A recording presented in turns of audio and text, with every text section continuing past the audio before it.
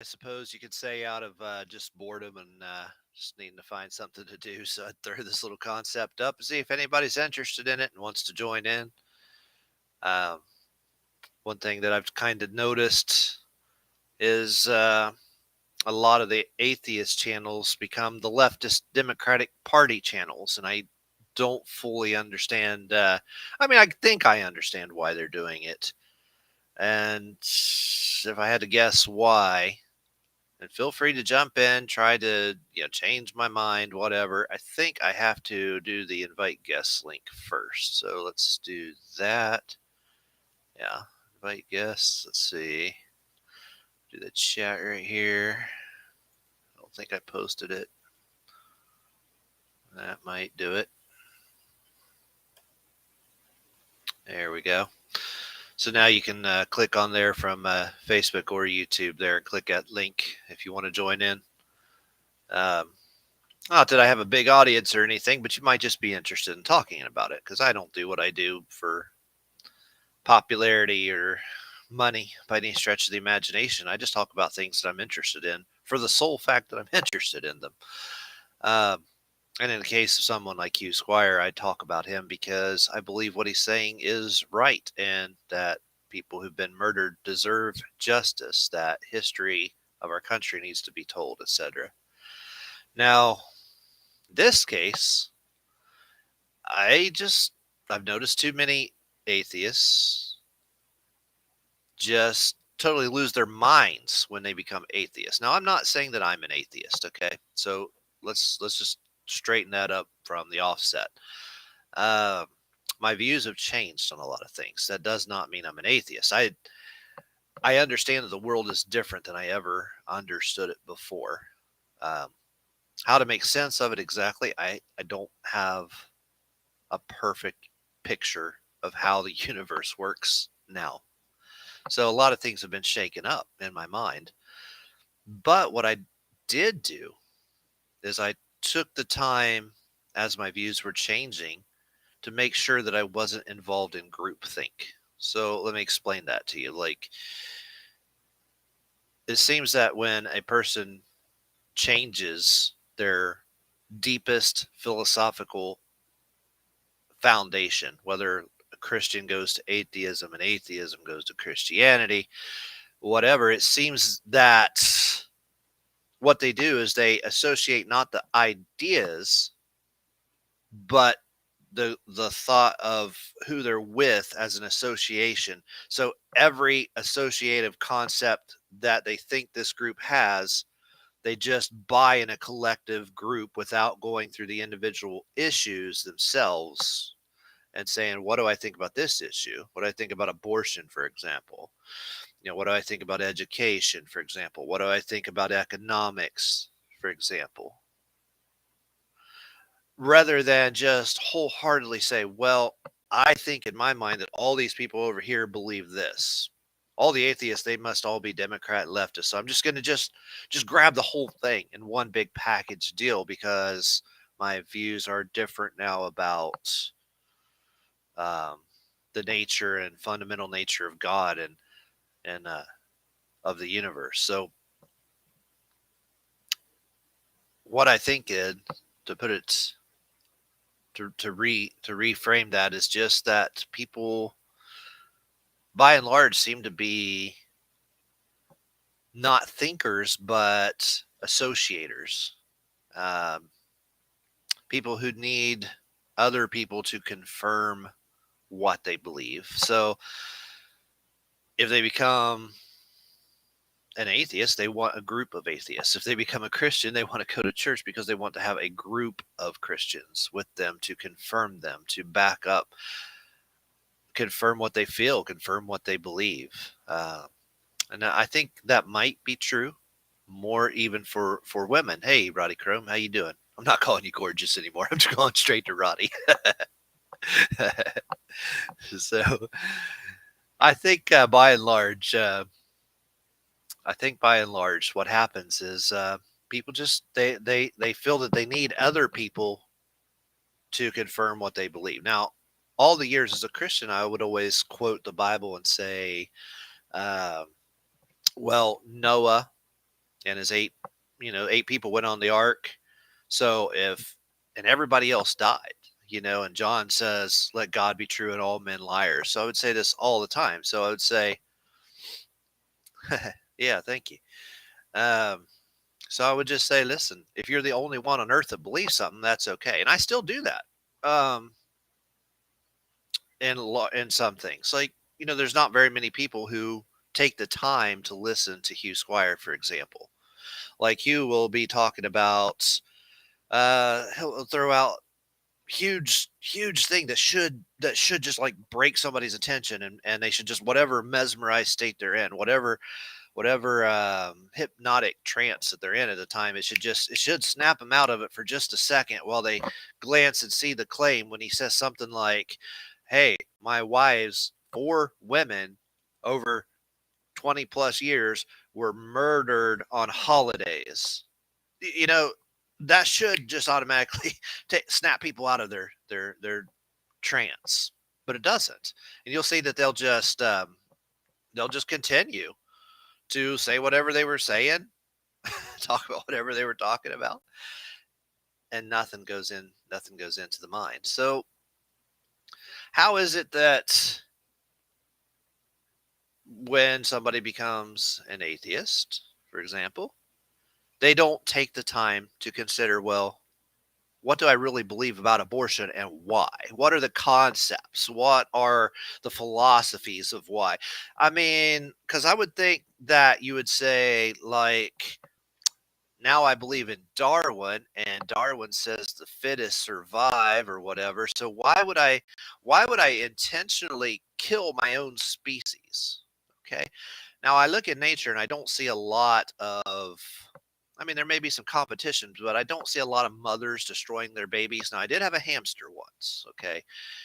And the hamster, oh gosh, we heard this horrible sound, crunch, crunch, crunch, crunch at night. And we got up because it was so loud, it actually woke us up. So I go in there, I look at the hamster cage, and this mother hamster that we didn't know was pregnant when we got it from the pet store. Well, it had its babies, and it was eating its babies, crunching its little skull. And that horrible sound we were hearing was the mother hamster crunching its little baby skulls. Horrible sound. So I know, like, maybe that thing was in distress. Maybe it ate something that bothered its stomach. By and large, though, you really don't see a lot of mothers in the animal kingdom intentionally killing their own species. How does that go with Darwin? How does that provide? I mean, I suppose you could say, well, I have more resources for the one that survives. I suppose you could say that. But natural selection automatically says natural. So if you should have a baby and let nature decide what happens. If you believe in Darwin, you should let nature allow those babies to grow up, if that's what you believe in Darwinism. Now, I'm a little bit undecided at the final stage when it comes to Darwin. All right, but I don't want to go into Darwin just yet because I'm still talking about different philosophies that people should consider individually, like education, for example. I found this book on John Dewey the other day. If you're going to believe that education, if you're just going to become an atheist, your education shouldn't just say, well, I'm just going to automatically adopt the Democratic platform, which is, came from John Dewey and Spock. Instead, I should go through and I should at least read John Dewey and Spock first before I adopt it and see if I agree with the concepts. And of course, from what best I can understand, I haven't finished the book yet, but just my cursory understanding seems to be that he believes in the school, sort of like many people believe in the Constitution, that it just it's a living thing that can be changed and not set in exacting standards. To some degree, I believe that there's some truth behind that because, schools have needed to develop to help autistic kids. I have an autistic kid, 2 autistic kids, in fact, and I'm glad that they helped them as much as they did. And I feel like that could be improved. But overall, they'll say, the schools have to just accept every crazy social idea that comes in. And that's sort of where John Dewey's and Spock's ideas are coming in. Uh, that you just have to allow any sort of insanity, the men or women, that the boys can play on the girls' team, and just absolute lunacy that comes in, and you just have to accept it. It kind of came from people like Dewey and Spock, and at least we should, before we just holistically accept a viewpoint, when you change your foundational viewpoint, you should at least go and consider where those ideas came from, because they're not necessarily rooted in atheism or Christianity per se. Okay. uh Atheists love to say, well, they love to quote founders who contradict a lot of Christians' claims that the founders did not intend for the United States to be a Christian country, and or the government to be a Christian government per se. And by and large, that's largely true. It's supposed to be based in Christian concepts and sort of like that, but it's not meant to be part of a church, or part of where you're supposed to tithe to a church or have to be in a religion to participate. In fact, there are no religious tests to be in our government today, and that's by design. Um, but an atheist will throw that out, and then so he wants to tell you that your country is not founded in Christianity. So then you look at the school and you say, well, the school was never founded in Christianity to begin with. So what was it founded in, right? Because if the school is part of the government, right? So, but why doesn't he go through those concepts for the last 200 years and figure out what made the schools what they really are, rather than just automatically throw out the last 200 years of human thought and just say, well, I'm an atheist now, so I guess everything the Democratic Party tells me must be true now. John Dewey's great. Spock is great. Let's just throw our brains out the window and just become complete rubes. Accept any idea whatsoever because we believe that's what the group is doing, rather than philosophize through each individual concept. Uh, and like back to abortion, how can a how can a how can we believe that it's better for a species to terminate its own species? Mothers destroying their own babies. That's not rooted in Darwin. It's not rooted in evolution. You know, it's not good or helps your species to just kill your own babies. You let nature decide that, and if some of them get eaten, that's why generally in nature you see in many species many babies being born every season, every year, because many of them get eaten. And so you need to keep producing as much as possible and let nature just sort it out.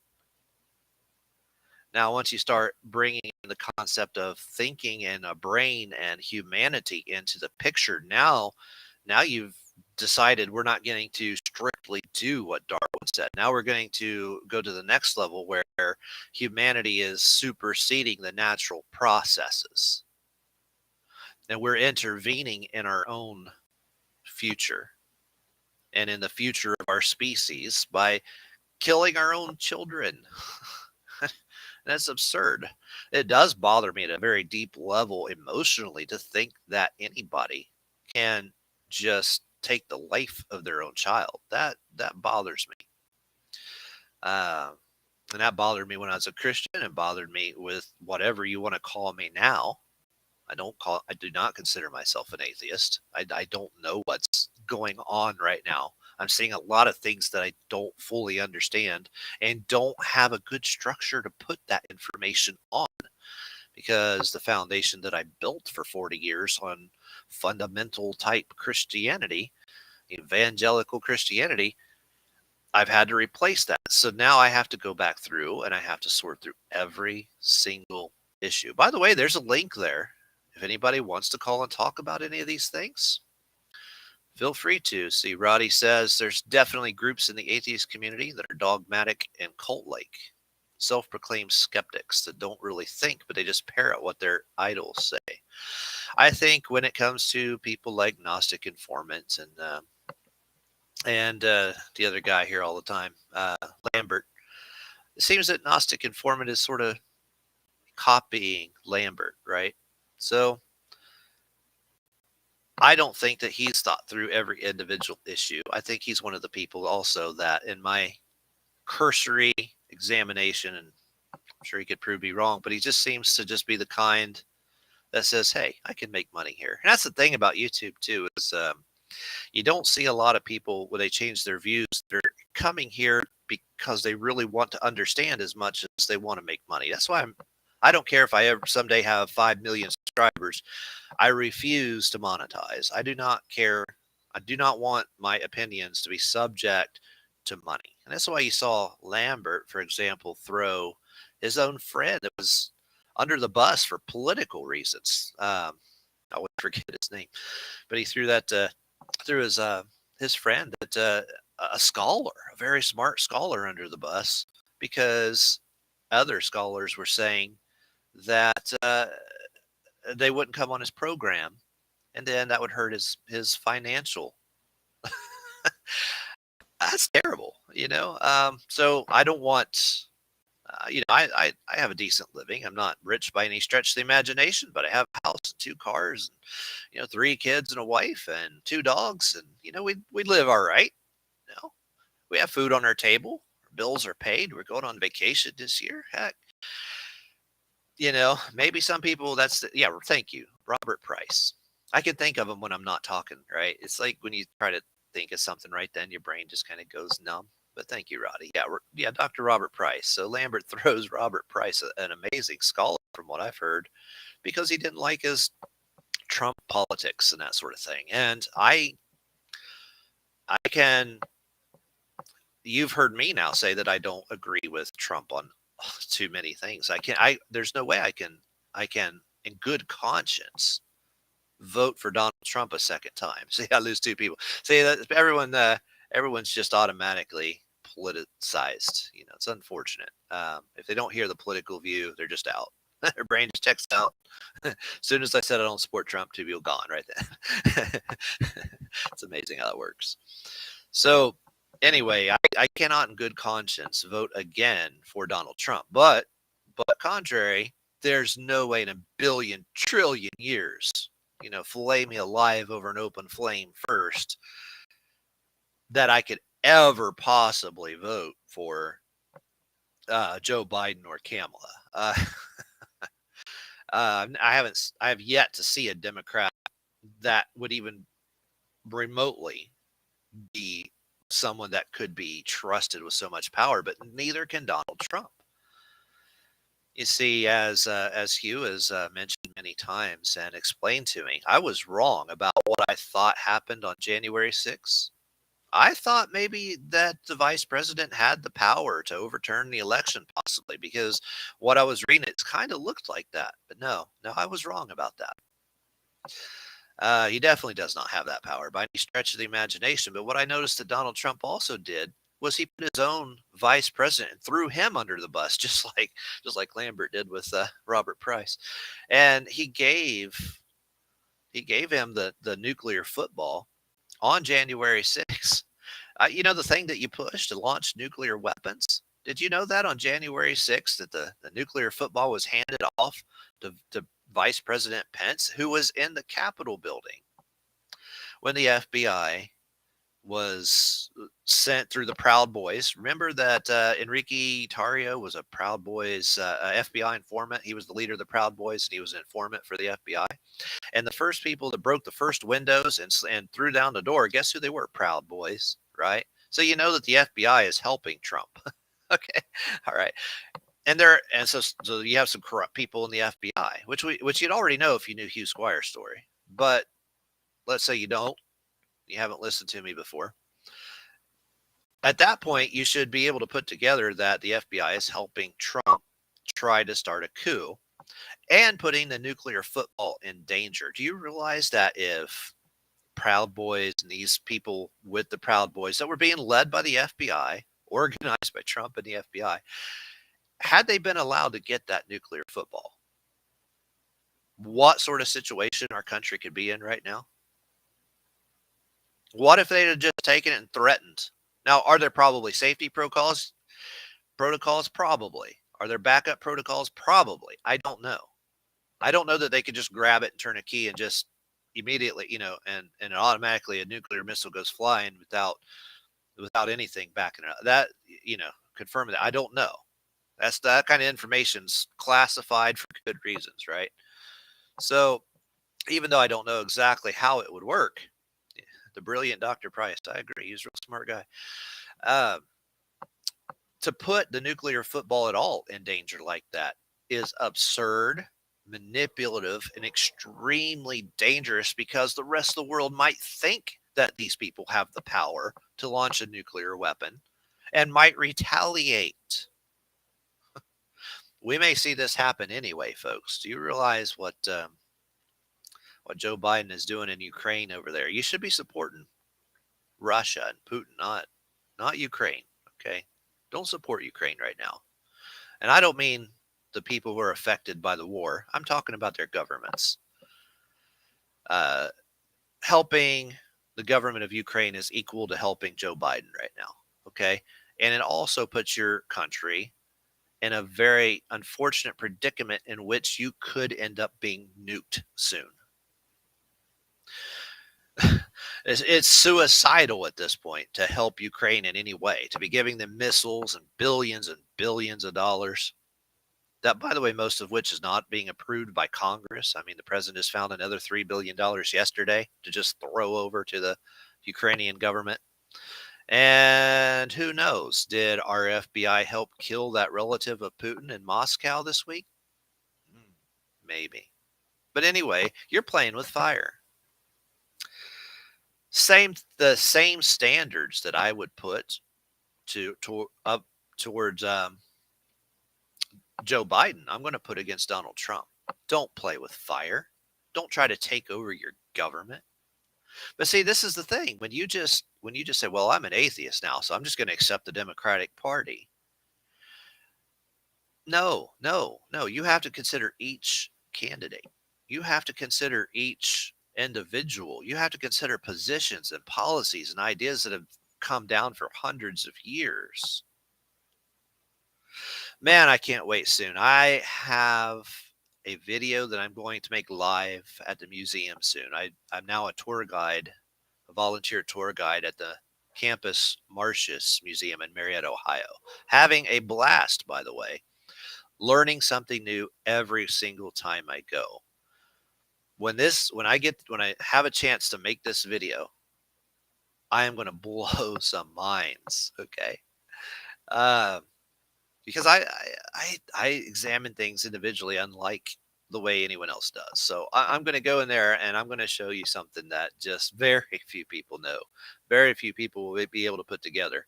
And I'm looking forward to making that video. Likewise, I want to see people do this in every area of your life. So if you go into a museum, sure, I first watched the people that did the tours. I even recorded them with my voice recorder, so that I know what they know as much as possible, or at least what they present, and maybe not as well as they do, but I'm learning that. But then I'm also not afraid to think for myself. I refuse to get in that group thought process where the only thing I know, and you'll see how, wow, am I going to show you some amazing things. They're not on the tour, okay? Now, they're not things that I'm allowed to necessarily say on the tour, because just like when you're in school, you have to kind of parrot the professor. You can't always just give them on your paper, on your assignments, what you believe. You have to parrot back what they say. So on the official tours, I can't go too much into these things. But to make a video, heck, I can do what I want, right? So I'm going to go and make a video, and I'm going to tell you some pretty amazing things. But don't be the guy who just holistically swallows a camel, to put it in Jesus' words. You strain out a gnat and swallow a camel. You really focus on this one thing, but man, you just took in a whole bunch of garbage with it. So if you're going to switch your views from Christian to atheist, don't just grab the entire Democratic Party like a rube. Why don't you take the time and go through and actually read Adam Smith or, um, oh, darn it. His name was going through my mind a minute ago when I was thinking about this. The founder of conservatism. I can't think of his name all of a sudden. It's in my head. But read books like that. Read Adam Smith. Actually, go through and read philosophy and read philosophers. Don't automatically accept all this German philosophy about psychology from Freud and oh gosh, the names they don't come to my mind. Don't just holistically accept them. Go through and listen to them. Try to understand them. Read books about it. I'm amazed when it comes to listening to like Gnostic Informant, when it comes to listening to Derek uh, and Lambert, Myth Vision, that sort of thing, that they said when they started out that they were looking at astrotheology, and then they got away from it. So I could tell, like, wait, you didn't really think this through very long. And you were too quick to bring in scholars that were going to lead you down a certain way of thinking. And then you were going to get in that rut. And you're just going to stay in that rut for the rest of your life, because people, by and large, we're all kind of rut people, as a species, I think. People don't want to think on their own or get out of the rut, because that makes them a target. Heck, I mean, in some countries, like in Japan, there's that saying that, the nail that sticks up is waiting for the hammer to pound it down. Something to that effect, right? But most people don't want to stick out. They want the acceptance and adulation of the scholars, and I believe in scholarship. Okay, I want you to listen to scholars. I want you to learn from them, but never believe anything that a scholar or anyone else says until you've proven it to yourself. It's okay to listen. It's okay to absorb the concepts and know what they said, and you should do that. And you should read as many books as possible. But until you've proven to yourself this is the right idea, don't just get yourself in a rut of listening to certain people. Remember when you criticized all Christians for doing that at church? They've got their mind in this rut. They're going to listen to this sort of theology, and it doesn't matter if they're Mormons, Scientologists, um, Muslims, or evangelical Christian, whatever it is. That they will only listen to their people, and that's it. People that agree. That's exactly when you throw Robert Price out, because you're only going to accept liberal, leftist philosophers. You've determined how much your brain has shut off already. You've already said there's a whole bunch of the world, a whole bunch of people that I'll never hear, because I've chosen already that there's one right way already. And then you go out and you criticize everybody else that does that in theology, right? And I think, my gosh, you know, a person with integrity says, I'm going to make up my own mind about everything. And that if a person can't come on my show and just talk to me about a subject and about subject material, then, and because of politics, because I talked to somebody else that has a different view, red flag, throw that person out. Just throw them out. Throw them out of your life, man. Um, and that doesn't mean you can't buy their book and still read what they said, but for heaven's sake, show some integrity. Read their books and learn from them. Get your own viewpoint. See what parts they're right, because every single person, even people that are just crazy wrong on one area, they still know things that you don't know. I'm thinking about, for example, this guy named Marty Leeds. Great guy. Nice guy, man. You should go to his channel. Marty Leeds sometime on YouTube, okay? Man, he's got his astrotheology down, right? He went through the whole book of Mark recently, and I was just blown away. Obviously, the Bible parts of the Bible are just astrotheology, especially the book of Mark. Like you can literally go through the constellations like he did, all around the constellations in order as you read the book of Mark, and the stories are all written right there in the stars. Clearly, obviously, the book of Mark is astrotheology without question. And I don't mind somebody wants to give their opinion and prove otherwise. I'll listen to them, but it'd be hard to rebuke that one. It'd be hard to rebuttal that because it's just so extremely clear. But even though he's real smart in this area, he thinks the world's flat. You know? So what do? You see somebody like that, man, I've wrote him emails. He's just a nice guy.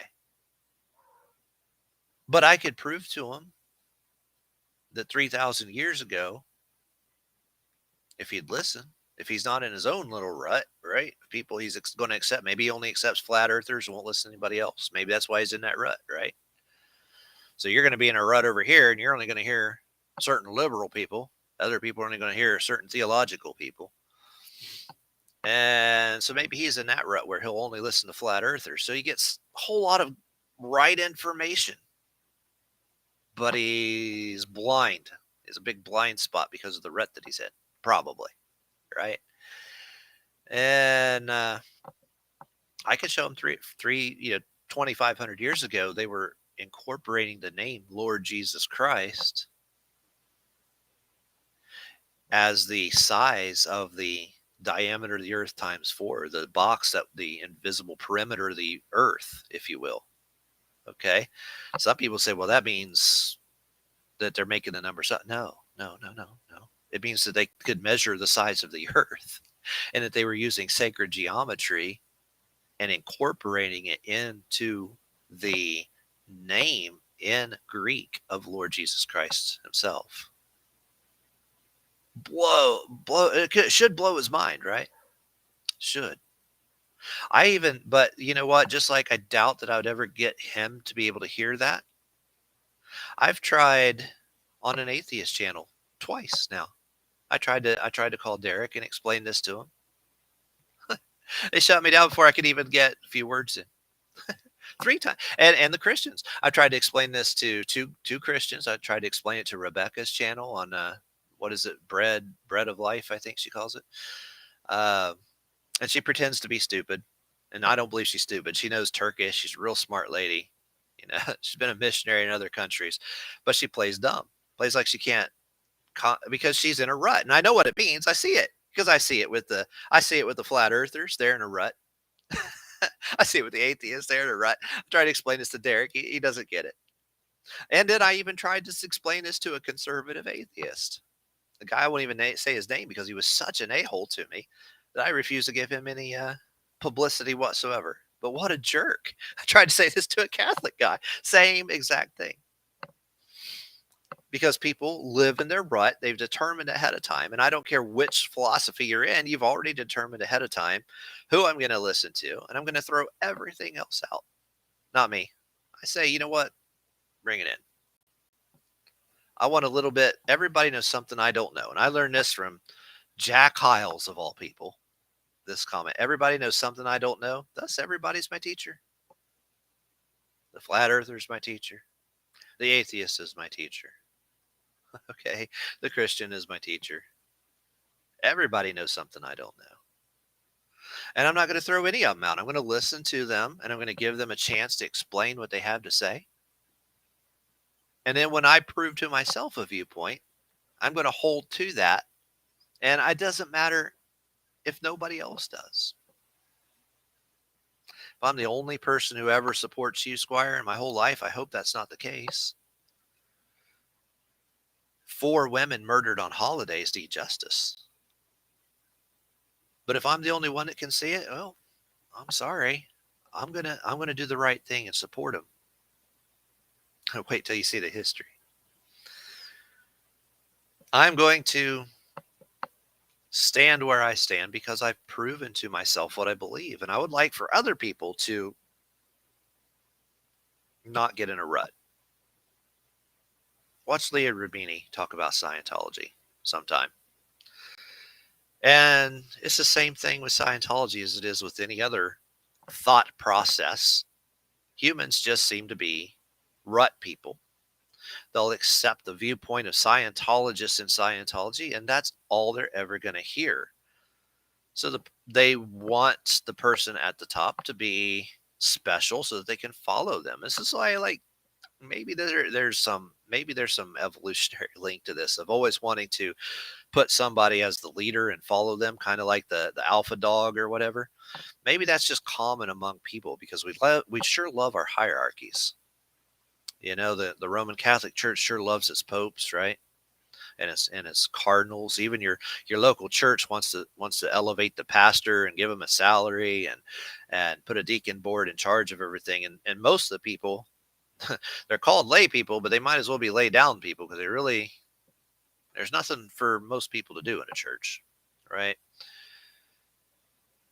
Evolutionarily speaking, maybe they just want somebody to lead them so that they can feel included by other people and say, well, I believe this. And that's one of the things that turned me against Christianity is the realization that almost nobody knew what they believed or really believed what they believed or had ever thought through any of the biblical positions themselves.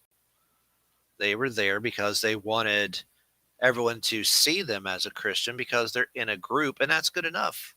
That substitutes for thinking for yourself, for lay down people. Yeah, it's just substitutes for good thinking and having to struggle through the philosophies. It's difficult for us as humans to do that too. So I can see how evolution, if that's true, that would you would need somebody to just kind of be the person who takes charge and fights your battles for you so the rest of you can commit your lives to doing the things that help stay alive, like feed yourself and go to work. I'm changing jobs soon, right? Because I need to stay ahead of this inflation, and I'm tired of just working as much, so I'm going to get $5 an hour more, right? And got a new job doing the same thing that I'm doing now, but somebody's paying more. Um, And I understand because I'm on the schedule 14 days in a row. you know, that doesn't leave as much time as I would like to learn new things. All right. To read the books that I want to read, to study all the stuff that I want to study. Man, I walk into the museum, and if you just joined, I'm now volunteering as a tour guide at the Campus Martius Museum in Marietta, Ohio. And every time I walk in there, I learn something new, which I love. I love joining the groups, and I love seeing what other people are researching.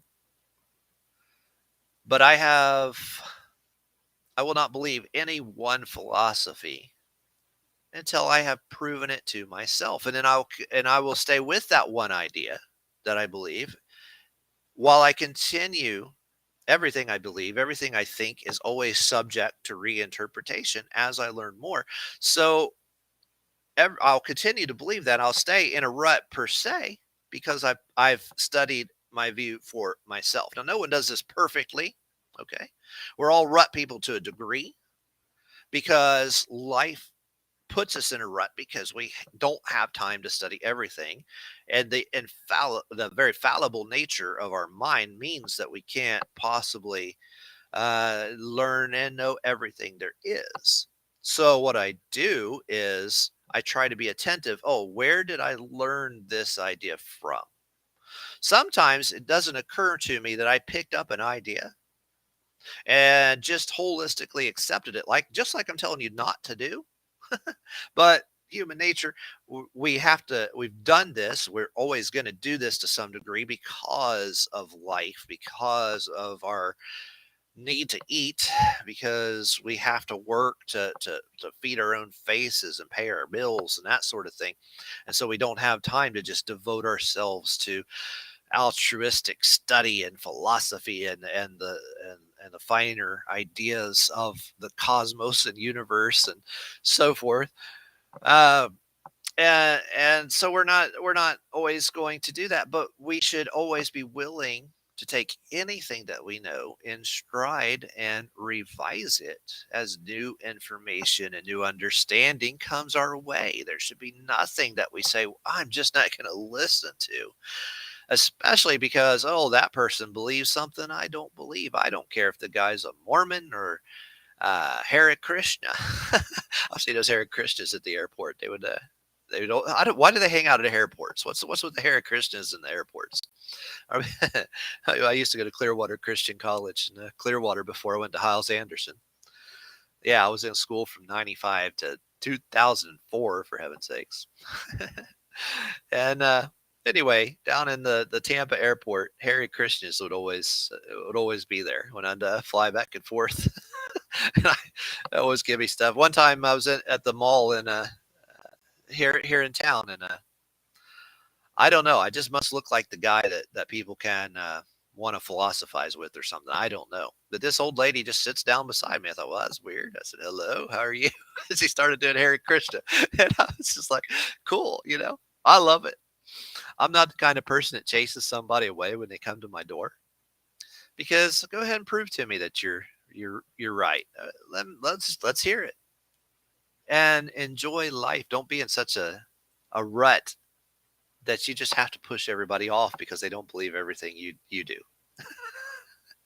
Man, if the Mormon comes to my door, I'm just like, yeah, let's have a talk. And I'm not mad at him. I enjoy the conversation, you know. They always get mad and leave, but it's not my fault. I'm real nice to them. It's just they're in a rut where they can't hear anybody else. All they want to do is just tell you. And I was like that, so I sympathize with that because it's what I did with fundamentalist Christianity. Man, did I ever too. Okay, especially like when I got to Hiles Anderson, right? We did a lot of street preaching and in Chicago. We did Chicago South Side. It's amazing any of us are still alive. And I mean that. There's so many shootings. It's unreal down there. But nothing ever happened to us. But amazingly, I would go to somebody's house and stand up on their end table and preach to them. You know, I really did. Um, so I didn't listen as much, right? But I don't want to be like that person anymore. But everybody I know, no matter what they claim to believe, I don't know anybody else that isn't just like everybody else in the world, except that they've just moved over here in a rut to this rut. They might be in a Scientology rut or an atheist rut. That's why they just holistically accept the Democratic Party. They didn't think through John. They never read John Locke. They never read Adam Smith. They never read Edmund Burke. That was the name I was trying to think of earlier. They never read and went through the concepts to see what's right. Let's see which economic structure is really right. I had somebody recently on a Facebook thing just tell me he was from Japan. She was Japanese originally, and she believed in original Karl Marx philosophy, but not like. And I do not believe in Karl Marx philosophy that much, and I haven't studied it in detail. When it's another thing that's on my shelf, that when I get time, I'll study more about Karl Marx, right? But but she was smart. And I enjoyed talking to her. She had some good ideas, but she didn't talk very long and had to go. Okay, whatever. But I was never forceful or angry at her for believing in communism and Karl Marx. And she believed more in Karl Marx than communism, because communism, as in her words, does not portray Karl Marx views very well. Okay, I'm willing to study that, see if that's true. I can already think of some concepts and Marxist ideas that aren't necessarily completely and totally wrong. Okay, I can think of a few, because there's some good ideas in everything, man. That's why I'm not just going to stick in a rut that says I'm 100% pro-capitalist all the time. So let's just go down and invade Venezuela and pretend like it's a socialist country, more socialist than every other country down there in South. No, they're all about the same. and we're just going to pretend like they're a bunch of socialists and just go destroy their economy to get their oil and put it on the world market because we don't like them using oil to help themselves, their own resources helping their own country. Right? Because we have to support the petrodollar, so we're going to lie about it, and we're going to pretend like Venezuela is more socialist than any other country in South America. It's not. Those are all lies and propaganda from your government. So I'm not going to support capitalism as it's being presented right now by our own government, by the same people that gave you 9/11, who buried Hugh Squire's trademarks under the rubble of the World Trade Center. I'm just gonna throw that. I'm just gonna hold this. I'm sorry. I'm just gonna like Jesus said. I'm just gonna strain at a gnat, swallow a camel. I'm just gonna just holistically grab the entire package of capital. No, no, no, no, no, no, no, no, no, no, no. Because then, as soon as you get in that rut, somebody can just lead you because there's somebody in front of you making that rut. Okay, that rut you're in, you're going down a road, and you're not gonna like the end of it. All right, you you just holistically accept capitalism as it's presented today in the media and in Fox News and that sort of thing, and by Rush Limbaugh, who's the late Rush Limbaugh. They're cutting a that rut was made by somebody that's in front of you, and you don't know where it's going. All right, so you might find yourself at war against Venezuela or against Putin, and finding a few of your cities under a mushroom cloud. It's really important to study every person's concepts and make up your own mind. I'm more than willing to vote for a Democrat if one ever says anything intelligent. To this day, I haven't seen one, but I'm sure someday it'll happen. And I and I mean that. I look at them and I study them, and if they say something smart, I will say yeah, this person said the truth. You know, the dirty little secret, folks, is the left and right news comes from the White House. Where do you think what do you think the Associated Press is? You ever know this? They're all related. Okay, so the White House, which with its Secret Service, which is with its NSA, with its not really a Secret Service, but the uh, special forces and the CIA, they create these agendas because they know how they're going to react. So they put it in the Associated Press, and I don't care if it's Fox News or CNN, they're supposed to be on opposite sides. What are they doing? Oh, they're taking the story from the Associated Press. Well, if you're not coming out with your own stories, if you're not an actual journalist who thinks for yourself, oh, they're in that rut, aren't they? So they're in the rut following the Associated Press that's put together by the secret, by the why do I keep saying Secret Service instead of Special Forces? Special Forces and the CIA and the White House. Okay. It doesn't matter if you're in the left rut or the right rut. You're still going to the same place, right there where they want you. You might be the left tire on the car or the right tire on the car, but you're in the same car and you're in the same rut that they've invented for you. You ever notice that CNN, Fox News, they not only do they take their stories from the Associated Press, that's why they all parrot almost word for word what they say. You can even finish. You can start on CNN, say half a sentence, show half a sentence, and record it, and play the other half on NBC of the same sentence because word exactly as the Associated Press gives it to them. Now you go to Fox News and they say, well, here's the other side of the same story. But why didn't they go get their own story? You ever ask that? Why are all their pictures from the Getty? Why don't they even go out and get their own pictures? Because they're in a rut.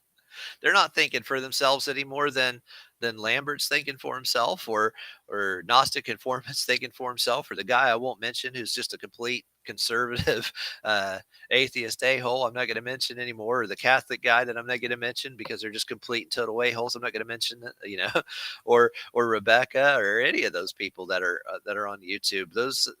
They're just in their own ruts, in their own way of thinking, and they're being led by others. They're not coming to conclusions, because if it got in the way of their money, oh, they're out. If it got in the way of something makes them feel uncomfortable, like maybe in Rebecca's case, I think if she felt uncomfortable, she'd ditch it. She'd run, because People don't like to feel uncomfortable. You get out of the rut, it's not comfortable. If you're in the left rut, then the right attacks you. If you're in the right rut, then the left rut attacks you. But if you're not in any rut, the right rut and the left rut attacks you. And that's an uncomfortable feeling, and that's the real problem with people is people don't like that feeling of being alone. Now, I have a natural advantage in this case. Okay, I'm not gonna lie. Being a strongly introverted guy with Asperger's, okay, being alone and being the only person who thinks something doesn't bother me like it does you. I don't feel that like you guys do. Okay. So I understand this is not me saying I'm smarter than you. So please don't misunderstand. That's just my personality that I was born with, right? I don't feel the pressure. If nobody likes what I'm saying, I don't care. I'm going to say what I think because I think it's right. And I've always marched to the beat of my own drum according to everybody around me. Those are the words they use. You're a weird cat, they always say. Ever since I was a kid, you're just strange. Yeah, I just want to make up my own mind about everything. I don't want to get in that rut. Now, did I end up getting in ruts anyway? Oh yeah, yeah, because I didn't know. That's part of the growing process. So if you're in a rut right now, I'm encouraging you to look back and see that you're in one, and just go through the individual ideas themselves, and don't follow it because of group inclusion. And that's what everybody does. They, as Jesus said, strain a gnat, swallow a camel. Just take in the whole thing, because then you associate with that crowd, but you haven't thought through the individual issues yourself. That's why Man on the Street and all that, and he shows that. Oh, let's see. Jay Leno used to do Man on the Street. Sean Hannity did Man on the Street, sort of. They just and then there's that. Oh, it's a guy with the black hair. That other conservative guy that sits at the table all the time and says, "Change my mind." They go to just talk to individuals on the street, and Crowder, and ask them questions about things they should know. College students, about basic philosophies and ideas, or basic geography even. And you find out real quick, these people they have degrees. These are the people you're going to say is a doctor someday, or a lawyer, or whatever, a philosopher. They've never thought through anything. They don't even know where Canada is on a map half the time. But they'll go through the school, they'll get their degree, and then everybody else will feel comfortable believing whatever they believe, because then they're in a group and they could say, hey, this doctor over here believes it. Well, did it ever occur to you the doctor didn't think through the issues either? All you got to do is watch Man on the Street sometime. And it doesn't matter whether you're in the left rut and you watch Sean Hannity do Man on the Street, or if you're in the right rut, rather, or if you're in the left rut and you watch Jay Leno or somebody do Man on the Street. It's always the same. You live in a nation of rubes that literally just don't spend their life thinking about the world. And it's because we don't have to. We don't have to think about philosophy to work our meaningless job. I had this one job at a factory where this press, it would just go like this, bam, bam, bam, as the sheets went through it, right? And it would just stamp out parts. And on the other side of that press, you had to be there to catch those parts. And while you're catching them, you're popping out little pieces out of it as you're going, and stacking them up and counting them, throwing them in a box. And I mean, it's just going lightning fast, right? You don't have time to think about anything if you have a job like that. So I understand that you get in a rut, but if you're hearing this and you're realizing, hey, maybe I'm in a rut, maybe there's some things I didn't think through on my own, because I had to go through life. I didn't, or just the way the world works. They put me in this rut and I didn't know it. Slowly make changes. Don't do anything crazy in your life. All right. I don't advocate for people just changing everything radically, because what will happen is you'll go and you'll swallow another camel and you'll get in somebody else's rut. Okay. You'll just holistically accept it. Make changes a little bit at a time. Just realize, I don't know where I got that idea exactly. I mean, I've always said it, but where did it come from? Yeah, I find myself saying that all the time. Where did I get this idea? Instead, what you should do is just say, well, everybody knows something I don't know, so let me go listen to this crazy person over here that I know probably is wrong on this, but I wonder if he's got anything I never thought of before. So I'll listen to the crazy flat earthers because sometimes they say some really smart things. So I'll glean the smart stuff, okay? And just be like, okay, I know I've pretty much proven to myself the world's not flat. So if anybody wants to, and not because I needed to, but I even entertained that idea once because look, I'm just until I prove it to myself, I'm not going to believe it. Right? So if you want to tell me the world's round, I have to go prove it to myself. Now, I've always thought the world's round, but I took the steps to prove it to myself. I didn't just holistically accept it. So now if somebody asks me, why do you know the world's round? I can tell them why. Okay. And that they've known it for at least the last 2,500 years and even longer since they built the pyramids, because the pyramids tell you the size of the earth and the moon. So this is sacred geometry that goes way back. So go out there and learn from the crazies. Okay. Learn from the people you can't stand because they have terrible attitudes. Even these people that I won't tell you their name, if I'll listen to them occasionally because they probably know something I had never thought of. It's true.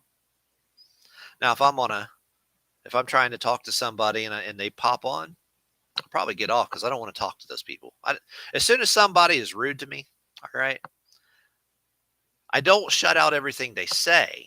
I shut them out as a friend. I just as soon as somebody is just rude to me, I just pretend like they don't really exist. But I say that in a sense like I'll never socialize with them. But that doesn't mean they never said anything intelligent. You know, you can have really bad water from source, but run it through a filter. That's all you need to do. Okay. So have your filter, but not a rut filter. Okay. Always be willing to change it. Always understand that maybe good things can come from bad sources sometimes. I know Jesus said, well, a tree by its fruit. Yeah, well, the fruit spoils on the tree sometimes too, doesn't it? Always be willing to take that analogy just a little bit further. It doesn't mean you can eat all the fruit, but understand there's some good fruit and there's some bad fruit on most everybody's tree because there's not a one of us that know everything. Um, I probably agree with Lambert that Robert Price is off on some things. Okay, and I know that because I understand what I already talked about, like who Trump really is. He's a criminal and a thief. Okay, and I bet if I tried to talk to Dr. Robert Price, I bet he'd shut me down, just like Lambert does. How much you want to bet? Just like Gnostic informant, just like apostate prophet, just like Rebecca, just like all of them. They just shut me down because they're in their own rut, and that's the only thing they're going to hear. You know what I mean? But everybody's in a different rut. So in my mind, I'm just going my own path. So I'm just going between everybody's ruts and I'm just messing up everybody's ruts in the mud. Hoping that the person behind me doesn't get stuck in any of them, right? But I know each one of them has a little bit of information here. This guy has a little bit of information here. So does this guy, and this guy, and this guy. But not a single one of them can hear something that's not in the rut they're in right now. They have to go through a whole freaking epiphany every time to be able to come out of that rut. And see, people have an epiphany or two in their lifetime. Most people. Here's what I'm asking you to do: have an epiphany every day. That's kind of what the Apostle Paul said, right? Renew your mind daily. Yeah, just go back and see where you got things. See what ruts you've just naturally kind of set in without realizing it. And maybe you did realize it, and you have to realize, wow, I've been on this freaking rut for 20 years. Man, it's going to be really unsettling to get out of this thing. Be willing, be willing to go wherever reality takes you. And you're going to be wrong sometimes when you do it. I have had enough epiphanies now. Many epiphanies. I have epiphanies all the time. It's not like not like most people just have one or two in their lifetime. Um, that I didn't realize I was going out of one rut and into another. You do that a few times, you gain some experience, and you go, wait. Before I jump out of this rut and jump in another rut, I'm going to just slowly learn and prove things to myself and make my own path. I don't think that rut's just right. Right here. Here we go. Right between the two. They say the truth is usually somewhere in the middle, right? Um, and it may or it may not be. Don't accept that as a rut. Don't accept anything as a dogmatic statement. Okay. The atheists will tell you, by and large, not to accept dogmatism, but try to tell them anything new that they've never heard and see if they really are being dogmatic or not. I try it. I try to tell them things that they've never thought of, that I didn't think of myself. Okay. I got it from somebody else, but it's just so far away from anything that they've heard. Things like, oh, Lord Jesus Christ is the value of the perimeter of the earth or something. The book of Mark is all astrotheology, that you can literally draw out Luke 21 and the 153 fish. That's a drawing that you can draw on, and I've made videos, go back and look at it on the board, with a compass. Okay. And I didn't have a compass, but I freehanded the best I could. And, you could draw these things out. So Luke and John, or John, rather, John and Revelation is all about isopsephy puzzles and geometry. Mark is all about astrotheology. Matthew is definitely at least a little bit about pi. It starts out with 3 groups of 14 generations of Jesus, So there's a little bit of all of it. It's not all but people want to make blanket statements about everything, and I hate blanket statements. Oh, the entire Bible is astrotheology. No, it's a little bit about the Odyssey. It's a little bit of Platonic philosophy about the Logos. It's got the Odyssey in there. It's got Homer, the Iliad in there. I already said Homer, so the Odyssey and Iliad in there. It's got Platonic philosophy from about the Logos in there. That's John. That's Platonism, right? Platonic philosophy. It's got Pythagorean and Platonic stuff together in John and Revelation. And then there's the Apostle Paul, who's the big enigma, who I think is the key to understanding modern Christianity, how it developed as it is, because he just kind of ignored all that. And he just said his own stuff, didn't he? Because you won't find any of those puzzles, hardly. You'll find a few scant references to some of the philosophers, but nothing like the Gospels and Revelation. So there's a little bit of all of it in there. There's Pythagoras, and there's Plato, and there's Homer, and there's other ones that I don't know. I've got the Odyssey right now. I just started reading it, and I get distracted with too many other things. I need to pick it back up and get back into it. I read about the first chapter or so.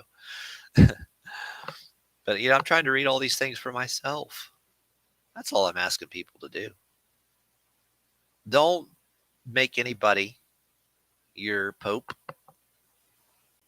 If you want to be an atheist, I guess, don't make Derek your pope, your atheist pope. Okay. That's really foolish. Don't elevate a man. That's what we did at Hyles Anderson, right? That's what the Scientologists do in Scientology. They put Hubbard up there. We put Hyles up there, right? He was our Baptist pope. We didn't call him that, of course. But if you talk to anybody that went there to Hyles Anderson, they were saying the same things that Rabini says people said in the Scientology cult. Oh, you gotta respect the leader. Yeah, thank you, Roddy. You got to respect the leader. Loyalty was the thing they always told us at Hyles Anderson. Any old dog could be loyal. Wendell Evans used to always say, any old dog can be loyal. So I'm a dog now. Okay. So I'm just I'm almost a mindless animal, right? I'm just supposed to be loyal no matter what. Just give me a treat and I'll just overlook all the dumb stuff you did, that Dr. Hyles gave you a house and covered up some crimes or some unethical behavior, I should say. I don't know if there's any crimes involved. Made you president of the company to cover up what he did with his secretary. I'm loyal, so I'm just going to overlook that, right? That's what Hyles Anderson was all about: loyalty, loyalty, loyalty, loyalty. And that's why they tried to run it like a military. In the military, there's a degree of loyalty that needs to be there, because if you question orders, you're probably going to get people killed, right?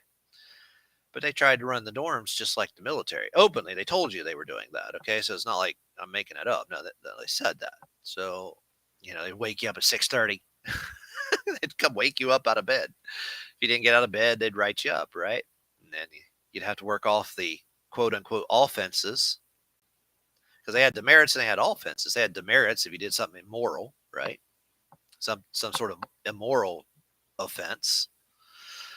You tell a lie or something, that you'll get a demerit. But if you committed an infraction like you overslept, they give you all offenses. Or if your bed was wrinkled, or your floor had a piece of paper on it or something, they give you all offenses.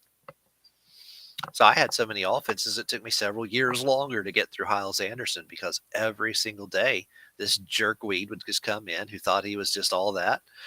And oh man, I'd love to see him again, because I just like to just punch him right in the nose, right? I don't advocate violence. Maybe a little. Because he took years of my life away over just complete lunacy. Or he'd just come in, wake me up, and always give me offenses no matter what, right? And no matter what I did, no matter how hard I tried, every single day, he and whoever replaced him, and I'd have to go out and do stupid little offense work to work off the offenses, every 10 offenses. And no matter what you did, it was 10 offenses. You couldn't just get one. You always had to get them in increments of 10. So all 10 was an hour, right? If you got 100, then you could get expelled. So you had to work them out before you got to 100, right? So you're just spending all these hours every day instead of going to classes working off offenses. And sometimes they'd have you clean crap, or sometimes it was hard work, but most of the time it was just writing some stupid sentence, over and over, like you're in kindergarten, right? Like Bart Simpson writing on the chalkboard over and over again for the teacher. They would do that. I'm not kidding. They would give you a piece of paper. You just have to write something over and over again. They give you. Might be the Declaration of Independence or something. They just hand you a paper and say, write this for an hour. So a couple, 3 hours a day. They would make me do this stupid stuff. And it took years of my life to get through Hyles Anderson Extra because of that just complete lunacy. Can you imagine that? Cracks me up thinking about it now, because I'm thinking, like, how was I that stupid? Why did I stay there? Because I thought to myself, I'm here for my own reason. And I thought I wasn't in a rut, but sometimes you think you're not in a rut, and you look back later and you're like, hey, I was in a rut. Daggone it. Should have got out of that. But I was thinking, hey, I'm not here for that. I'm here to learn ministry so I can go out, save the world. And I thought I could do it, right? I mean, I was 12, 13 years old. I really believed I could charge hell with a squirt gun and win, you know? So you voluntarily put yourself in a rut, and you wholly overlook all the crazy things that were going on at a place like Hyles Anderson, because you have your own motivation for what you're doing. But you strained out a gnat and swallowed a camel, Greg. So when I tell you to look out for it, I'm not telling you anything that I haven't already done myself. I think that human beings are rut people. We want to follow and be in a group and go where other people have gone because we think they have the answers. Right? And if you've been following somebody too long, you might start to question yourself. Am I in this rut? And where is that person now? And where am I going if I stay in the rut that he made? So am I going down the Dr. Scott rut, who was my pastoral theology teacher? Taught me preaching class. That's what it was. Wasn't theology. He taught me preaching class when he would show up, which was rare, which always made me wonder about him. Am I going down this rut? What am I going to do? Am I going to become a child molester if I keep following this freaking guy? So it's like, whoa, wait a minute. I'm out. So we started learning what these people were doing years after we were out of Hyles Anderson, a decade after. We had no idea. I mean, I went to Dave Hyles Sunday School in Pinellas Park, Florida. I didn't know he was having orgies with the class. I had no idea. I was just a young 18-year-old. I had no clue. Um, you know, so and here I am looking up to these people and listening to their sermons and thinking, wow, they're really smart. But that's what atheists do. Groupthink makes people feel secure. I think the downside, it can put you in a rut. Yep, that's exactly a good way of restating what I'm talking about there. Exactly. So you might feel secure because there's a lot of people in the rut with you, and they're all going the same directions. They're going to approve of what you do because you're in front of somebody and behind somebody else. So it makes you feel good from one direction that you're following the leader, but it makes you feel good that you're also leading others, doesn't it? So you have support on both sides. So if you go your own way, the people behind you are going to say, hey, you're not leading me the right direction. What's going on? And the people in front of you are going to say, why aren't you loyal? Why aren't you following me? Boy, you're stupid. Come learn what I learned. They're going to call you every name in the book.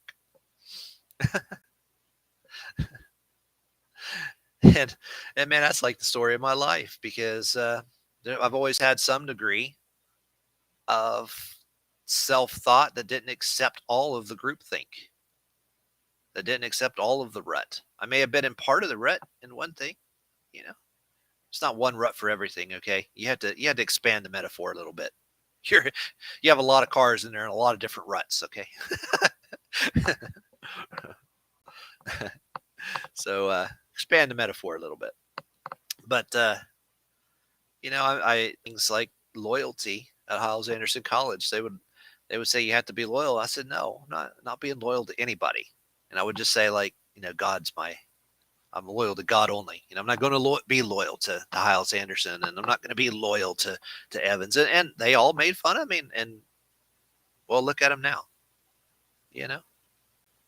Okay, they followed the child molester. Great, congratulations, folks. I got out. Okay, I realized there's something crazy here, and I was like, I'm done.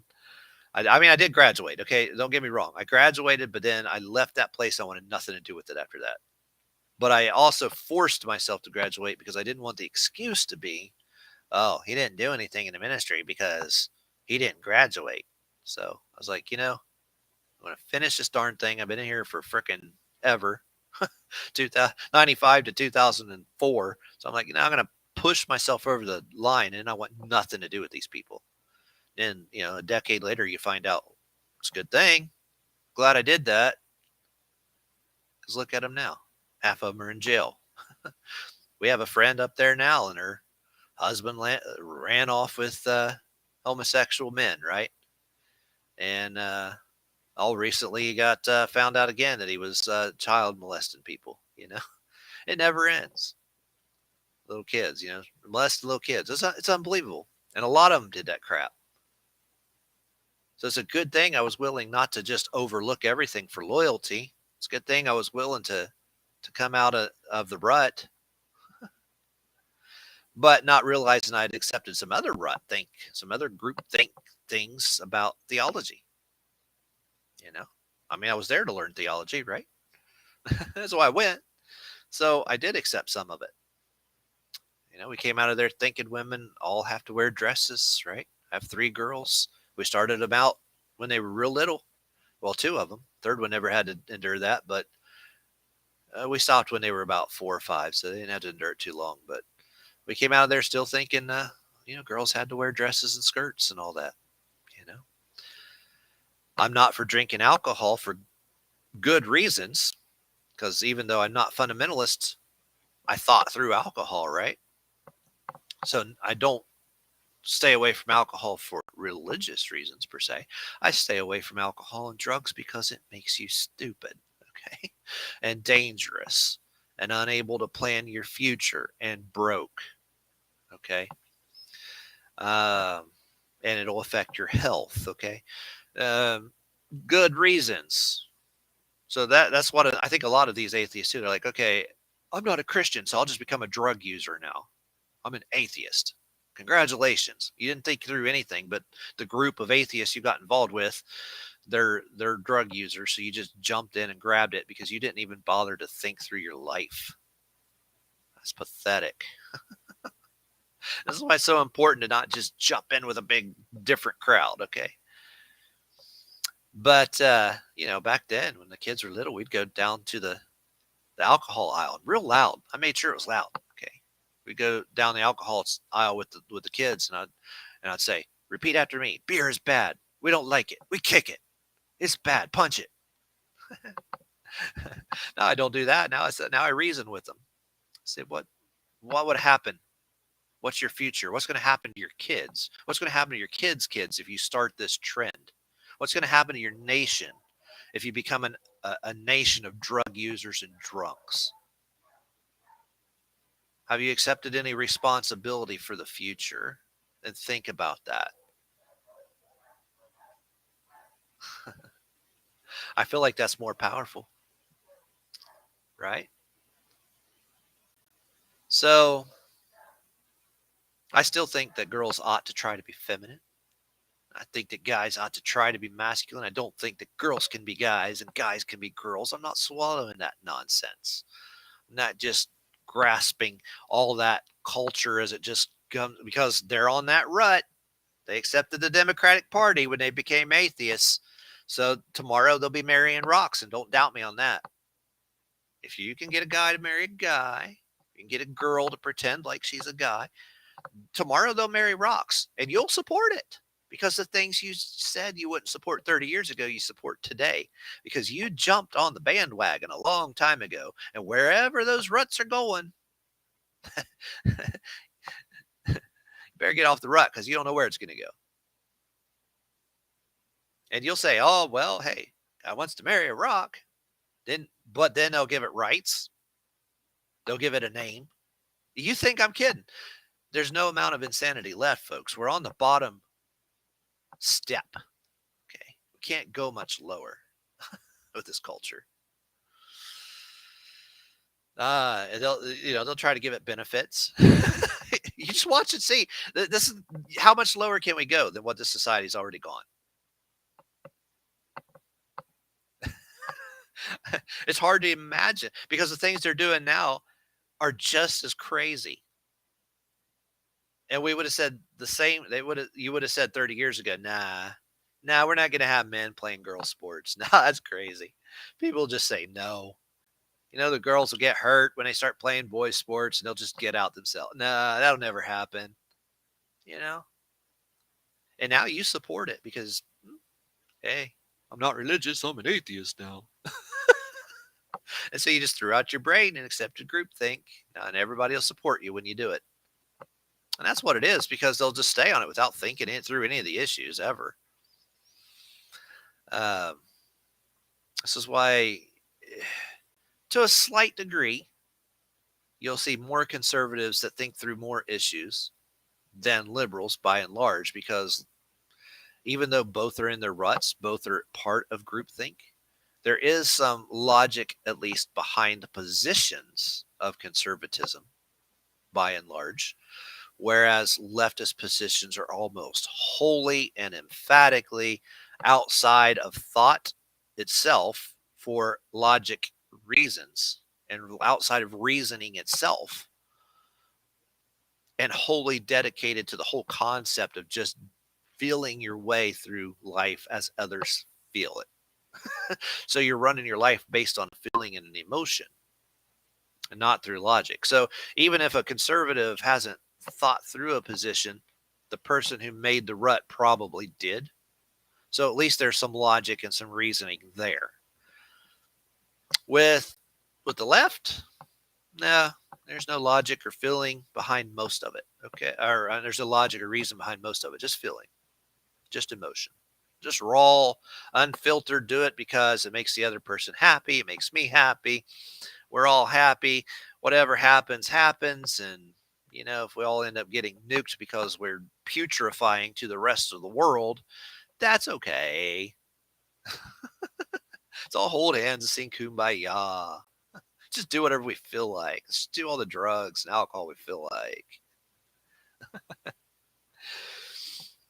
But by and large, people haven't either route. They probably feel comfortable on the conservative side, just like they feel comfortable on the left side, and neither one of them knows that there's a logic behind the conservative side and not so much the left side, because they're just following the leader, right? They're just in a rut and they don't really know how they got there. The blind leading the blind, but somewhere at the front of the conservative side, there was some principle behind what they're doing. Um, some really well thought out things. By and large, the Democratic Party is just complete nonsense at this point. Um, tomorrow they might tell you that you have to say a guy has 5 arms, and if you don't say he has 5 arms, then you're a bigot. They've gone complete insane, and they have no respectability among rational individuals anymore.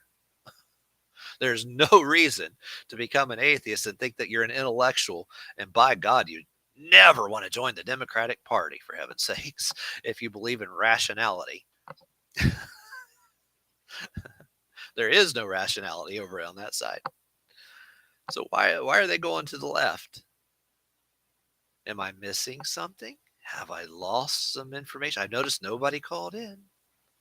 Nobody wanted to question me. There's been at least, I saw a high point of 6 people on here anyway. It's better than usual, right? Nobody, and I think some others have come and gone. Nobody's wanted to challenge me.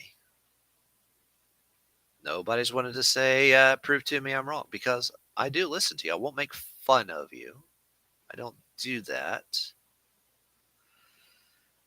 Now, if you start insulting me or my friends, or you just want to put down Hugh or something like that, I'll just pretend like you don't exist, and I don't answer you. When people come on my page or whatever, and they put down Hugh or something like that, I just delete them and I block them, and I don't respond to them because I don't care what you think, folks. I just don't. If I ask you what you say, it's because I want to prove it to myself if you're right or wrong. And I don't mind giving you information in hopes that maybe you'll do the same. But it doesn't bother me. And see, this is the thing. You can't get me emotionally riled up, because at the end of the day, I just doesn't matter. I don't have to think what you think because you think it and your friends think it, or because it puts me alone and in a box all by myself. I'm okay with that box. I really am. I've been okay with it since I first learned to read at 6 years old and started picking up dictionaries and encyclopedias and reading them through at 6 years old as soon as I learned to read. And my dad had his big old collection of science manuals and stuff, and I just read through them all. And that's when I was 6, 7, 8 years old.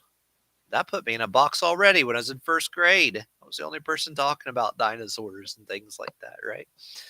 The other kids didn't care. And it's been like that my whole life. So, if you're going to come on and just give me raw emotion and insult me and not put some reasons forth and not be willing to listen, then, I just cut you off and move on. Because I don't care about that. I care about reasons. I'm always willing to listen. But you're not going to get me emotionally riled up. It doesn't work in my case. I don't do the emotional thing, and I don't make decisions based on emotions. I'm not saying I never have. Okay, I'm not perfect. Oh, good. Good. That's great to hear, Roddy. And there may be like some positions in the Democratic Party where somebody's thought something through. Okay. I'm not saying it's universally true in every single situation, but by and large, I think a lot of people see what I'm saying there. So I don't know that there's anybody that has the desire to come on and explain to me in logical reasons why I would be wrong about this. But you're welcome to try. I don't make fun of you. If you're a jerk, I just cut you off and move on. But it won't hurt my feelings any. But as long as you're nice and civil and you have a reasonable discussion, I'm willing to listen to you. It doesn't look like anybody wants to do that today. So it's been about an hour and a half. So I think I'm just going to stop it here. Well, have a good one, folks.